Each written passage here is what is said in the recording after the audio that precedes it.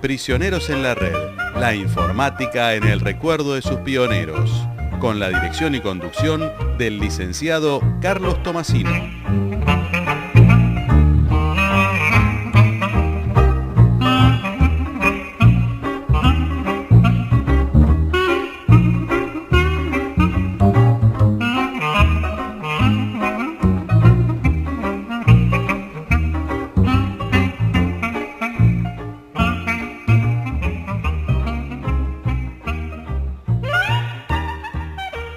¿Qué tal, amigos? ¿Cómo les va?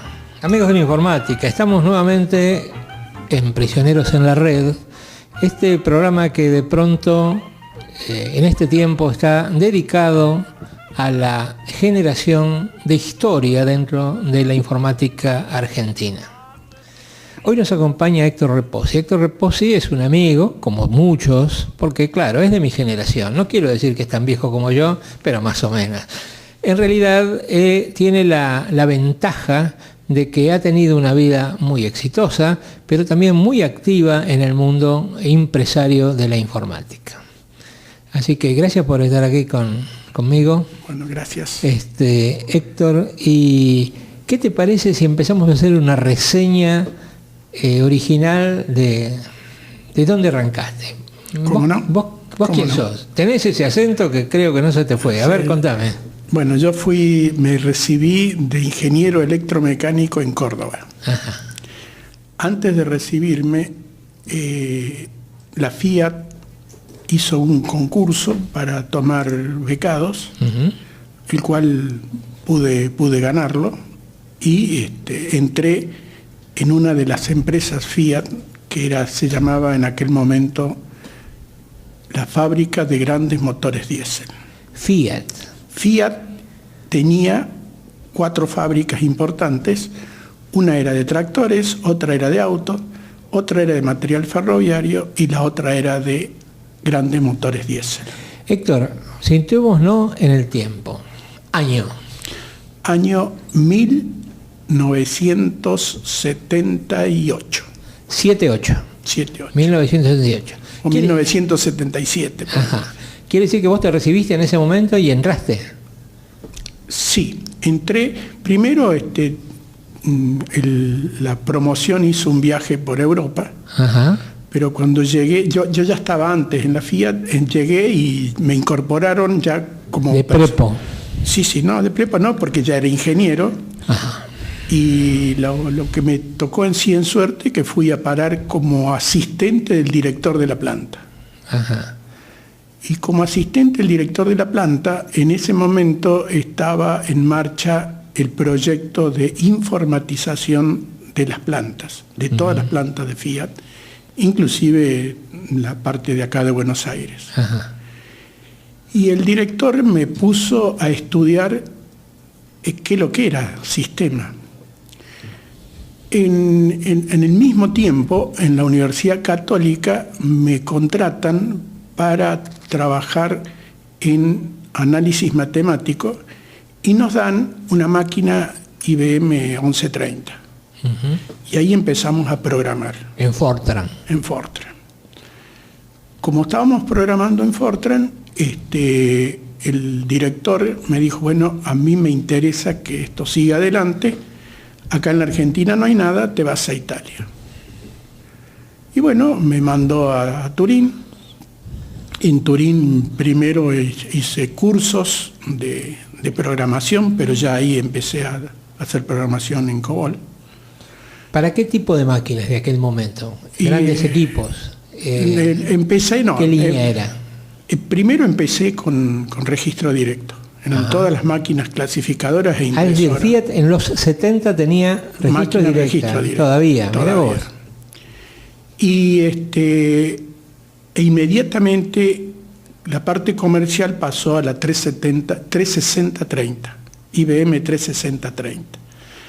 Cuando yo llego a Italia, tenían Bull. Ajá. Y empezaba la Olivetti a hacer máquinas. O sea que me mezclaron IBM con Bull y con Olivetti. Pero bueno, me daban cursos y cada vez me metían más en la parte de programación. Uh-huh. Volví a la Argentina. Cuando vuelvo a la Argentina, Salustro, que era el presidente, elige... Salustro, el que después lo mató la guerrilla. La guerrilla. Elige dentro de toda la organización Fiat 8 que ellos le llamaron tirociniante. Uh-huh. 8 personas que 2 eran abogados, 2 eran comercialistas, 2 eran de producción, y ahí me encajaron a mí 2 de sistema. Entonces me mandaron de nuevo a Italia, y ahí ya hice cursos muy, muy importantes. Me mandaban tenía profesores por ejemplo, el creador de la base de datos de relacional, me dio cursos. ¿Por qué? Porque teníamos que resolver un problema gravísimo allá en Italia. ¿Qué era? El hacer lo que ellos le llaman la distinta base del producto. O sea, hacer la lista de los materiales que van en el auto. La materia prima y el semielaborado, digamos. No, todo. Se hace toda una estructura piramidal, o sea, toda una brutal estructura que tiene 16 escalones o 20 a veces, uh-huh, que se parte de la materia prima, pero lo más importante es saber cómo está compuesto el auto. El auto normalmente está compuesto de unas 4.000 partes que se van uniendo hasta conformar el auto. La idea en aquel momento, que hoy ya está totalmente resuelta, era que la persona pidiera el auto que quiere, o sea, el color que quiere, el tapizado que quiere, si tiene vidrio arriba o no tiene vidrio, si tiene levantavidrio o no tiene levantavidrio, si tiene calefactor o no. Entonces, cada orden de producción que sale a la línea de producción, se sabe qué vehículo hay que hacer. Entonces, hay que preparar esas 4.000 piezas de acuerdo a la cantidad de vehículos que hay que hacer y ponerlas al lado de la línea. Ajá. Ese era el objetivo fundamental, que hoy en día está totalmente resuelto, pero en aquellos momentos para nosotros era terrible. Uh-huh. Cuando hicimos una estructura jerárquica, la primera que hicimos allá en Italia, empezamos a trabajarla con la parte jerárquica, pero era muy lenta esa base de datos. Tan así que para poder armar los autos tardábamos entre 48 y 50 horas. No nos servía, ¿por qué? Porque todos los días teníamos que decir cuál era la composición de los autos. Entonces, bueno, trabajamos con esta gente de la base de datos relacional y bueno, se logró en aquel momento, 10 años después, o sea, ya en el 85 podemos decir, o sí, por esa fecha, uh-huh, la habíamos bajado a 4 horas por día. O sea que estaba bárbaro. Eso era Argentina ya en democracia. Argentina en democracia, sí. Lo que pasa es que en ese momento ya no era más Fiat. Ah, ¿no? No, era Sebel. Había cambiado el nombre. Había cambiado, o sea, había una serie de fusiones que se habían hecho para un lado, para el otro, pero en definitiva estaba lo que se llama, era la división auto, pero la división auto pasó a formar parte de Sebel, porque Sebel era la unión de Fiat y de Peugeot. Ah, Peugeot era parte de Sebel. Parte de Sebel. Y después se agregó también Chevrolet, no General Motors, sino Chevrolet. Ajá. Y bueno, y hubo que ¿Esa fue una decisión política, una decisión empresaria? Una decisión empresaria. O sea, antes digamos, por ahí por el año 80, la Fiat se separa se arman divisiones, que son la división auto, la división tractores, la división camiones y la división ferroviaria, porque se agregó camiones, y la división motores diésel. Uh-huh. Pero arman un primer grupo, ajá, que llaman la división auto pura, después la división tractores y camiones, y después la división productos diversificados, que era Materfer y Grandes Motores 10. Y bueno, en ese momento cada división tenía su parte de sistema. Y entonces teníamos sistema acá en Central, en Cerrito 740, ahí ya teníamos las 370, se había llegado. Después teníamos dos centros de cómputos en Córdoba, uno en autos y otro en la división Producto Diversificado, o sea que atendía Materfer y Grandes Motores. Y después había otro en Santa Fe, porque estaba camiones y tractores en Santa Fe. Lo que pasa es que ahí en Santa Fe tenían Honeywell Bull. Y en la Producto Diversificado teníamos IBM, pero también teníamos National, que habían empezado con los mini procesadores. Decime, para tomar noción, vos por supuesto arrancaste en aquella posición, te fuiste a Italia, cuando volviste ya tenías todo a cargo o solamente parte? No, yo cuando volví fui a parar a la división Productos Diversificados. En informática. En informática ya, y en Buenos Aires, o sea, tenía ya base en Buenos Aires, me trajeron de Córdoba a Buenos Aires. ¿Qué equipamientos usaban en esos años? Teníamos en una 360... La vieja 360-40 que todavía continuaba. Continuaba y aparecían estas máquinas mini computadoras del 8200, creo, de NSR. NSR 8200, sí, que eran muy nuevas comparativamente. Muy Ahora, y empezábamos con las PC, tanto IBM como Olivetti. Qué extraño que siendo los años 80 Fiat no hizo un upgrade de equipos. No, 360. Acá en Buenos Aires ya estaba la 370. A eso me refería, ¿no? Sí, ya acá en Buenos Aires estaba 370, en las partes más pobres, digamos, la diésel ferroviaria o la Producto Diversificada era la más pobre, por eso tenía las máquinas más. En Santa Fe no tenían todo Honeywell Bull.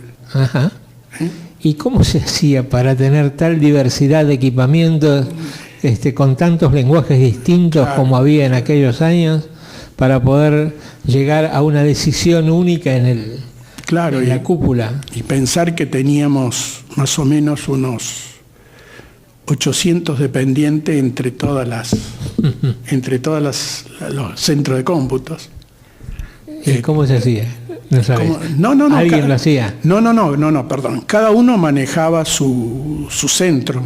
Es decir, los de tractores y camiones manejaban su centro. Sus objetivos eran parciales entonces y se consolidaban. Claro, había como una especie de grupo que era el que nos manejaban desde Italia, que íbamos tratando de irse pasando los sistemas para que pudieran ir funcionando todo más o menos. Y bueno, cuando se decide hacer Sebel, se crea Sebel, se crea la Materfer, creo que se llamaba la empresa de tractores y camiones, se llama Tractores y Camiones nomás. Pero ¿qué pasa? Sigue estando Fiat Concord. Entonces, Fiat Concord era la holding de todas estas 3 o 4 empresas. Sí. Y deciden crear una empresa de sistema. Una empresa de sistema que se llamó Fafide. Se llamó Fafide porque Sebel tomó a Peugeot. Peugeot había tomado Citroën. Citroën tenía una empresa de sistema que se llamaba Fafide.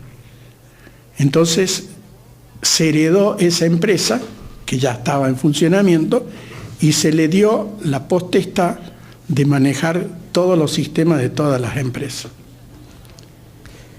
Es decir, que primero, en los 70 o no sé cuándo, Citroën y Peugeot se juntaron aquí en la Argentina. No, en el 80.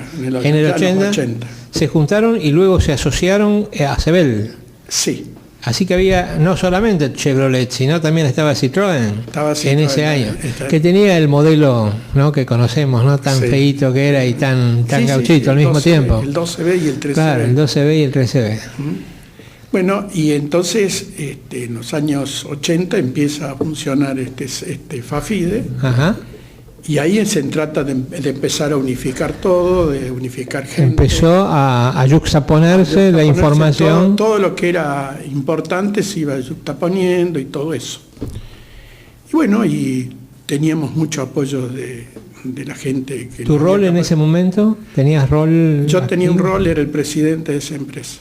Ah, vos te convertiste en el CEO de esa empresa. En el presidente de la FIDE. Bueno, ¿sabes qué? Vamos a esperar un minuto, vamos a hacer un breve corte y después seguimos con Héctor Reposi en Prisioneros en la Red.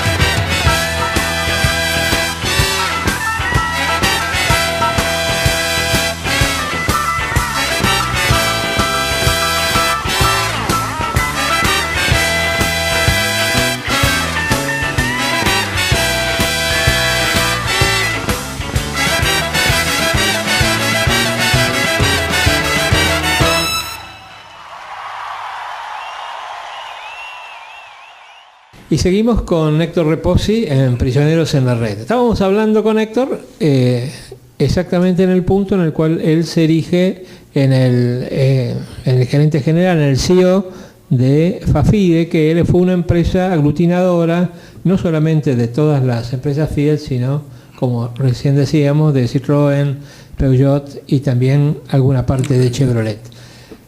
Dime, esos años, ¿qué implicaban desde el punto de vista del conocimiento? ¿Cuánta gente trabajaba, cuánta gente se integró a una empresa como Fafide? Y de la gente que había se redujo a 300 personas. Digamos, en esa justaposición y armado. Y estuvo acá en Buenos Aires. No, estaban en Buenos Aires, estaban en Córdoba, estaban en Palomar, estaban en... ¿Y tu sede? ¿Vos estabas Yo acá? estaba en Buenos Aires, pero viajaba por los 3 lugares, aparte de viajar a Italia, a Francia, porque iba yo a la fábrica Peugeot, y también fui a la General Motors. O sea, ahí aprendí muchísimo. Me imagino. Dime, ¿y las empresas tenían subsidiarias en países vecinos? ¿Y tenías relación con Uruguay, Brasil, Chile? Con Uruguay teníamos una relación que era que allá había una fábrica, un armadero, que pertenecía a Sebel. Y la relación con Brasil fue muy grande, porque fue una pelea grande. Me imagino. Si eran los brasileros o nosotros, ganaron los brasileros. Y en materia de sistemas, sí, nos pasábamos los sistemas. Esos años fueron importantes en algún aspecto, y que yo recuerde, uno de los problemas que existían y que se discutían en los congresos, vos te acordarás de los congresos de Ushuaia. Yo iba a esos congresos, sí. Se discutía del flujo de datos transfrontera, ¿no? Qué nimiedad al lado de lo que hoy hoy Internet ha superado todo ese problema. Pero el flujo de datos transfrontera nosotros nos mandábamos cintas por correo. No teníamos otra forma. No había, y a veces las aduanas, esas cintas. Teníamos problemas. Claro, las aduanas, pues, ¿y acá qué hay? Y bueno, es una cinta. No sé, y la problemática era lo que traía la información y que se decía que podía traspasarse incorrectamente. Hoy nada es incorrecto, ¿verdad? Porque Internet ha salvado todo. Lo que nos pasábamos eran programas. Programas programas fuentes que los modificábamos. Pero tenía un componente muy grande. Decime, para ir a la gente que te rodeaba, mucha gente que te acuerdes de esa época, gente que de pronto eran jóvenes, que algunos se formaron a tu lado y otros fueron formados y que de pronto fueron personas que, aparte de colaborar en tu gestión como CEO, sí, después pudieron progresar. ¿Tuviste mucha gente? Sí, en Córdoba tuve gente muy, muy importante, gente que es, por ejemplo, Fulvio Arias, que es secretario de Industria, creo, en este momento. Tenía un tal Roberto Cáceres, que también, o sea, en Córdoba son muy, muy importantes gente. Dime algo, siempre hubo, que yo me acuerde de aquellos años, una especie de pica entre el cordobés, que se cree centro, y realmente es centro del país, y el porteño, que es un poco más piola, más avivado.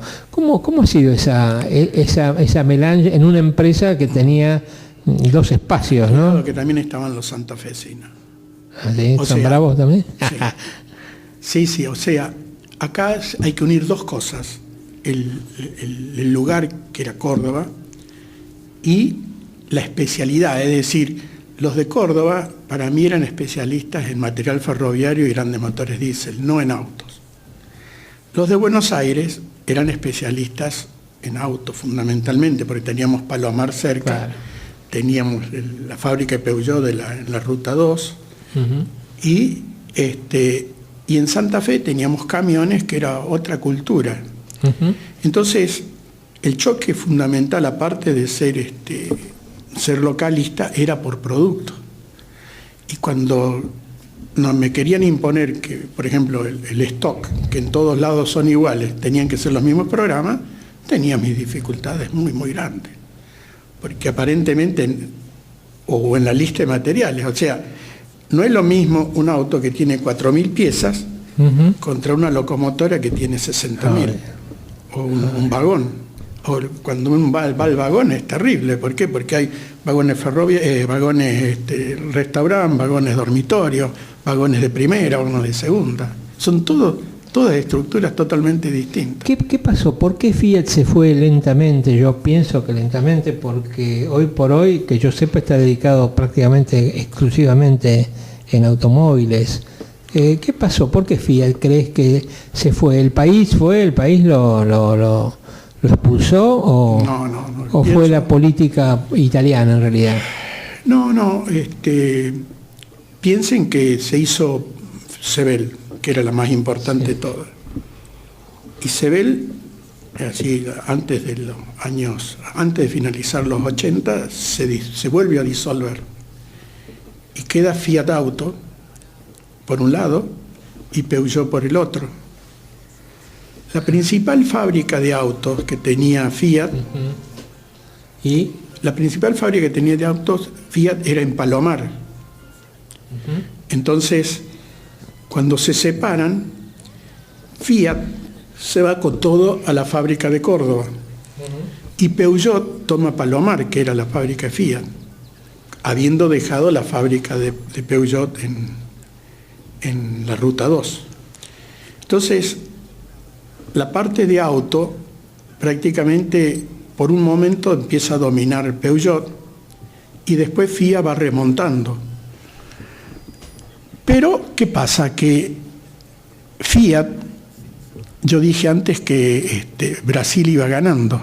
Gana Brasil y Brasil empieza a fabricar todos los autos y nosotros yo ya estaba fuera de Fiat, fuera de todo. Le convenía traerlo, entonces Fiat fue perdiendo la capacidad de fabricar. Quiere decir que Brasil nos ganó el mercado, digamos. Sí, ¿Por un problema de costos? Sí, creo que sí. Creo básicamente que sí. Sí, digamos, las crisis nuestras fueron... Un problema de costo y un problema de volumen. El volumen de ellos era muchísimo. Claro. Nos mataban con el volumen. ¿Hasta qué año estuviste vos en Fafide? Hasta que terminó Sebel. Cuando se disolvió Sebel, se disuelve Fafide. ¿En qué año? 86, 87. Ajá. Ahí en ese momento se van desparramando todo. Ajá. La fábrica de material ferroviario sigue un tiempo, pero después nunca más se contratan un material ferroviario. Ajá. Y al no contratarse material ferroviario, la fábrica de grandes motores también va perdiendo. Ajá. Y en un momento en la fábrica de material ferroviario hicieron ómnibus, pero también no fue muy bien y hoy las fábricas son muy chiquitas, pero no existen ni son de Fiat. Fiat lo que tiene es la fábrica de autos en Córdoba. Dado que sos un intérprete de aquellos años, del traspaso de las grandes computadoras que existieron en la época que éramos jóvenes, y viste el paso de la PC. Hace un rato nombraste a la PC como que se incorporaba en aquel momento como se incorporaba como un elemento importante. Vos fíjate que estábamos hablando de la PC que según Bill Gates decía que si iba a haber 1 millón de PCs en el mundo, iba a ser mucho. Sí. No se podía prever en ese momento cómo iba a ser el crecimiento de una computadora, ¿verdad? Así es. ¿Se podía ver desde allí el avance de la tecnología o vos eras un intérprete de la tecnología que te daba Italia o eras un buceador? No, trataba de bucear, trataba de buscar. Tan es así que en la fábrica de autos empezamos a poner como un monitor para que no hacer todo en batch, sino empezar a distribuir monitores. Ajá. Se llamaba Mantis, creo, el producto. Dime, obviamente la mayor parte del negocio, no solamente de Fiat, sino de otras empresas, ha sido el manejo administrativo de la informática para poder resolver problemas de orden. pudo ingresar durante tu periodo. Yo sé que hoy sí, ya digamos, al solo ver los videos que se ven todo robotizado, ¿se podía inferir en esos años de que la robótica nos iba a invadir, de que había elementos de inteligencia artificial, o esto era algo que estaba lejos de tu cerebro? No. Estaba, ¿por qué? Porque en ese momento se empiezan a traer los primeros robots a la fábrica de autos. O sea, el primer robot que hubo fue la fábrica de pintura. Ajá. Y los segundos robots, las soldadoras que hacían la parte del casco del auto. En ese momento, vos lo sabrás bien, yo daba clases de robótica en la tecnología. Sí, señor. Por eso me estaba bastante metido en el tema de... Ajá. Y bueno, y con Carranza tratábamos de introducir la inteligencia artificial, porque nosotros notábamos que para llegar con todas las piezas en el momento justo de que se está armando el auto, necesitábamos tener un componente de inteligencia artificial que las calecitas que llevaban las partes al lado de donde se monta el auto fuera inteligente y fuera un residuo o un resultado de lo que dije antes de que explotábamos los autos. Explotábamos las piezas del auto. Y ahí empezamos a trabajar, que hoy día creo que... Sí, déjame aclarar que Leopoldo Carranza fue uno de los pioneros argentinos en inteligencia artificial en los 80 y parte de los 90, lamentablemente fallecido hace pero hicimos muchas años, cosas juntas. pero que fue un verdadero pionero, un reconocido pionero, decano de facultades. Sí. Y realmente, yo te hago esta pregunta porque en realidad hoy la visión de la informática aplicada a la empresa metalúrgica o de construcción electromecánica como ha sido Fiat, a veces se ve como que ha habido un paso tan grande que uno a veces, digamos, yo recuerdo de todo esto que vos contás, de alguna manera lo recuerdo, pero no puedo entender cómo ha sido el paso tan fuerte entre ese recuerdo que uno tiene respecto del uso informático al hoy, ¿no? Yo seguí en contacto con mucha gente de ahí de Peugeot, de Fiat, y el gran salto tecnológico se dio con esta disociación de empresas donde toman las casas matrices el manejo de la situación y traen directamente los robots, los programas y la gente que la tenía que capacitar. Ajá. O sea, no teníamos que hacer como lo hacíamos nosotros acá. Pensá que cuando estábamos en CEBEL, se tomó el 128 y se lo modificó y fue un 128 hecho en la Argentina. Ajá. Bueno, nosotros procedíamos igual en aquel momento. Claro. Tomábamos algo y lo modificábamos. Tomaban el modelo. De ahí en adelante ya no fue necesario hacer ese trabajo, sino que venía todo hecho. Y entonces así se pudo dar un salto mucho más grande del que podíamos dar nosotros.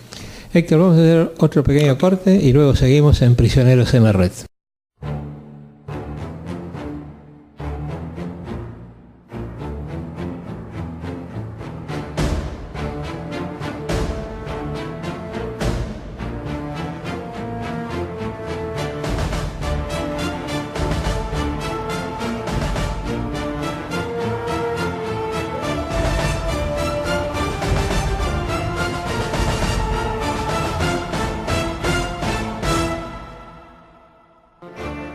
Now you say you're lonely.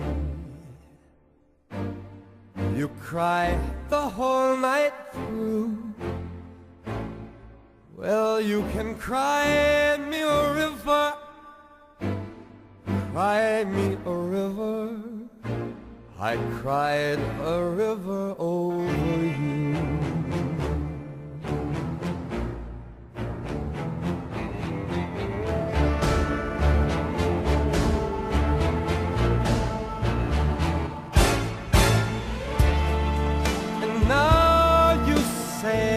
Sorry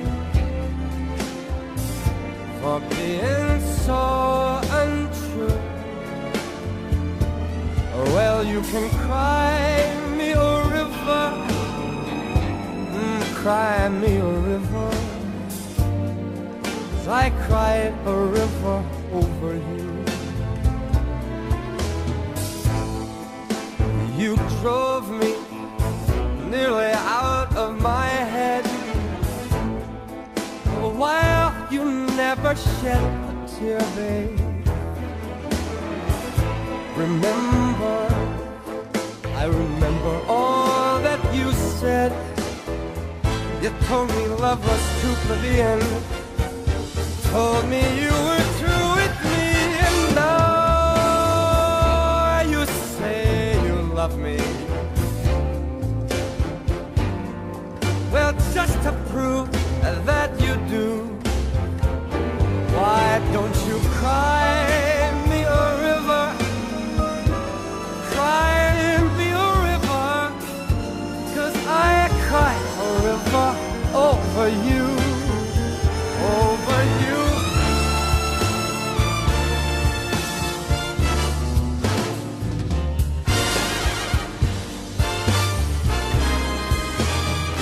You say you love me, but you lie.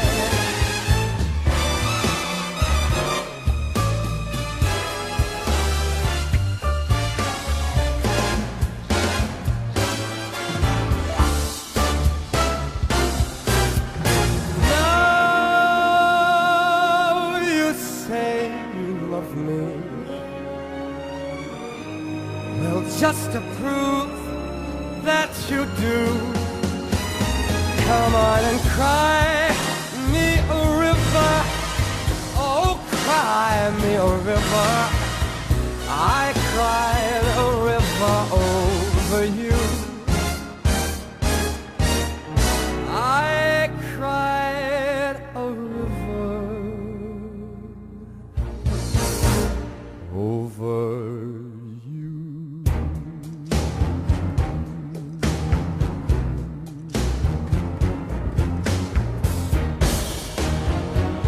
I cried a river. Now you can too. Cry me a river.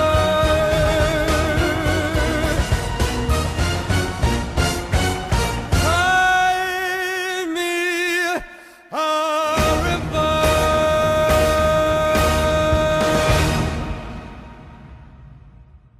Seguimos hablando con Héctor Reposi en Prisioneros en la Red. Héctor, en esta parte final, que a lo mejor necesariamente hay que hablar de la actualidad, de todo esto que nos has contado, de todo esta vivencia que has tenido, ¿cómo le estás pudiendo todavía, a pesar de que bueno, tenés un hijo ingeniero informático que se dedica y que tiene su empresa y vos colaborás con él? ¿Cómo vas logrando de que esas cosas que han sido parte de tu vida se transformen ahora y puedan ser de utilidad en un mundo tan distinto? Pensamos que lo que hemos hablado, no existía internet, las comunicaciones no estaban integradas para nada a la informática y el mundo hoy es distinto. ¿Cómo es el mundo hoy? No, te cuento primero que en la década del 90 yo ya no estaba más en la industria automotriz y armé mi propia empresa y nos dedicamos así a varias cosas. Hicimos convenios con otras empresas, después nos juntábamos, nos separábamos, pero básicamente tuve la oportunidad de dedicarme a la parte de salud y hacer sistemas para gestión de salud. Entonces empecé con un grupo de programadores y con máquinas que tenían así los sanatorios que atendía. Desarrollamos programas y me fui metiendo en la parte médica. Yo te he ido a ver a Mater Dei. Al Mater Dei. Sanitario Mater Dei. Sí, estuve en el Mater Dei y estuve en otros lugares. Y bueno, me fui metiendo en la parte de medicina en sí y me citaron para estar en un congreso que se hizo en el Austral Y ahí pasé a ser primero secretario de lo que se llama la Asociación Argentina de Informática Médica. Después fui vicepresidente, estuve en congresos internacionales y después fui dejando, porque bueno, ya no tenía ganas de trabajar tanto. Pero en el entretiempo me fui con Diego a unas reuniones de informática médica, dije antes, de la Asociación Argentina de Informática Médica. Nos fuimos a Barcelona a unas reuniones de informática médica y ahí nos contactaron unos suecos que tenían un producto que servía para hacer análisis, o sea, hacer control de gestión de la parte médica. Estos suecos hoy fueron los dueños de ClipView. Son unos matemáticos que desarrollaron un análisis en memoria de datos. Y hoy han llegado al Big Data. Y ellos estaban empezando y ahí creo que se reunieron, porque yo estaba con la parte con los médicos, pero Diego se reunió con Roche, que es una empresa de medicamentos, y bueno, ahí surgió que él traía ClipView a la Argentina con Roche, o sea, para atender Roche. O sea, Roche compraba ClipView si tenía un asistente en la Argentina. Bueno, como teníamos la empresa, se pudo hacer y bueno, y así fue surgiendo más la parte de data, digamos, del data warehouse de aquella época. El data warehousing, claro. Y bueno, primero fue Roche, pero después fue Abbott, que nos contrataron para toda América Latina, y después fue Merck, que hizo lo mismo. ¿Quiere decir que fuiste migrando de la informática médica a...? No, perdón, de la informática médica tenemos técnicos o especialistas en eso. ¿Qué pasa? Que hacen el control de gestión en 2 o 3, digamos, centros de salud importantes en la Argentina. Es decir, la empresa atiende todo lo que es Business Intelligence a el hospital británico, atiende todo lo que es eso a ACE, que es una empresa de medicina prepaga, y fundamentalmente al sanatorio Pinoquieto, que es en este momento el más informatizado y el más de todo. Esas son las naves insignias, o sea, la parte médica todavía sigue en la empresa. Lo que pasa es que está los que se dedican a industria, los que se dedican a marketing, los que se dedican a venta, o sea, tenemos gente, o sea, venta de ropa, y también tenemos clientes de ventas de televisores. O sea, sí, o sea, no hablo de las marcas, pero tenemos estos clientes. O sea, en este momento somos poliindustria, o sea, tenemos 10 industrias. Bueno, desde esta ubicación, digamos, de una rápida mutación que hicimos desde los momentos que teníamos grandes computadoras, pasamos por las PC, nos apareció Internet y de pronto los paradigmas se nos fueron todos a la miércoles. De pronto, en esta visión, hoy ubicado aquí en un siglo nuevo, con una visión nueva, usando la consecuencia del Data Warehouse, que es el Big Data y todo lo que ello significa en relación al uso de la computadora en otro espacio. ¿Cómo inferís que va a seguir esto? ¿A dónde vamos a parar cuando se apague Valderrama, como dice la canción? No sé, pero por ejemplo, 3 o 4 años atrás, cuando estábamos aquí en Sudamérica, o sea, atendiendo clientes que tenían todo Sudamérica, el servidor era único. Todos, primero estuvo en la Argentina, después por supuesto se lo llevaron a Brasil. Pero hoy en día ya dejó de ser eso, y ahora está todo en la web. Tan es así que ClickView mudó y se llama Sense ahora. Ajá. Y todo se maneja por la web. Entonces, en este momento, los ejecutivos, estén donde estén, con el teléfono, con la tablet o con lo que sea, ven lo que le está pasando en la fábrica tal o cómo están las ventas en tal lugar. Es decir, es otro paradigma totalmente distinto de cómo se enfocan los negocios. Y bueno, si uno no hace esto, va perdido. Entonces, no obstante, y esto es muy importante destacarlo, que al poner el producto de Business Intelligence o de Big Data, se ven todos los errores que tienen las aplicaciones de base.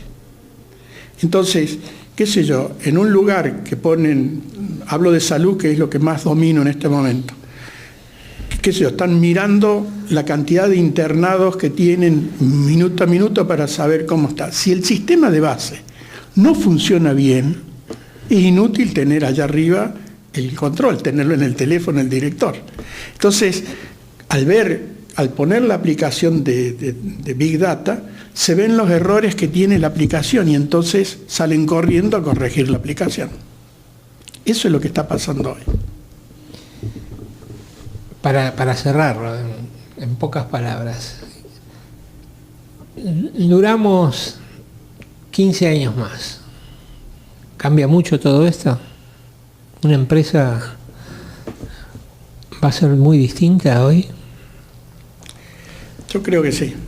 O sea, está el chiste ese de que uno llama a una pizzería y pide una pizza y dice, sí. no, pero mire que a usted esa pizza le hace mal, fíjese que en este momento la cantidad de glucosa que tiene no le conviene, y bueno, creo que parece un chiste, pero es real, es real. Es decir, el manejo de la salud va a ser muy importante, estar todo conectado y tener la historia clínica. Y bueno, y el manejo de los medicamentos, el manejo de los televisores y todo eso. Lo que hoy se denomina Internet de las Cosas puede llegar a revolucionar el espectro. Sí, ¿no? Sí. Ya a mí no me causa. Sí, a mí ya no tengo sorpresa de nada. No, yo en una reunión en el año 85, creo, que estábamos con una persona de inteligencia artificial en Boca Ratón en Estados Unidos. Ajá. Y nos mostraron una computadora que uno manejaba la voz y la máquina respondía con voz. Y entonces preguntamos, bueno, ¿y cuánto tiempo va a ser esto? Uh-huh. ¿O cuándo lo vamos a tener? Y qué sé yo, en menos de 20 años lo van a tener. Y realmente lo tenemos. Claro. No, Y también preguntaron otras cosas que ni me animo a decirlo, pero decían que, bueno, como estábamos con el tema robótica, bueno, ¿y los robots van a sentir, van a amar? Y me dijo, sí, vale. Entonces uno le pregunta, ¿dentro de cuántos años? No, dentro de 200 años. Pasó de 20 a 200. Pero a lo mejor llega, ¿no? Escuchame, déjame decirte que en el año 83, en el primer congreso de Ushuaia, vino un señor que se llamaba Ishito Kobayashi y que puso una filmina, como se usaban las filminas antes, que la puse ahí, y decía computation igual, el signo igual, communication. Y decimos, ¿qué querrá decir esto? Y su desarrollo en un castellano difícil, a veces usaba inglés, fue que la comunicación y la computación eran solo uno. Nosotros nos miramos y decíamos, ¿qué? ¿Verdad? Y parece mentira desde ese momento hasta ahora. Así que yo también creo que nosotros, los momentos que nos queden para ver las cosas que vienen, creo que van a ser muy importantes y nos va a parecer mentira las cosas que hicimos en los años que hicimos. Con unos pocos bytes. Con pocos bytes. Che, Héctor, yo te agradezco mucho toda esta historia. En realidad has contado prácticamente la historia de una empresa, de lo que fue hasta lo que, bueno, hasta lo que fue en esos años que parecía que el mundo era Fiat, ¿no? Y realmente el uso de la informática en ese momento también recorrió espacios muy distintos. Así es.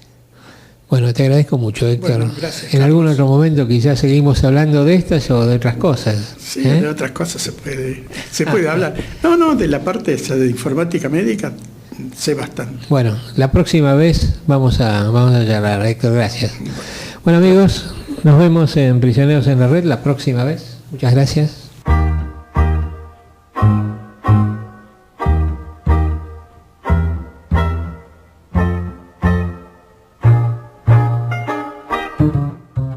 Volveremos con Prisioneros en la Red en el encuentro de todos los viernes a las 11 horas y los lunes a las 10, aquí en Fundesco Radio.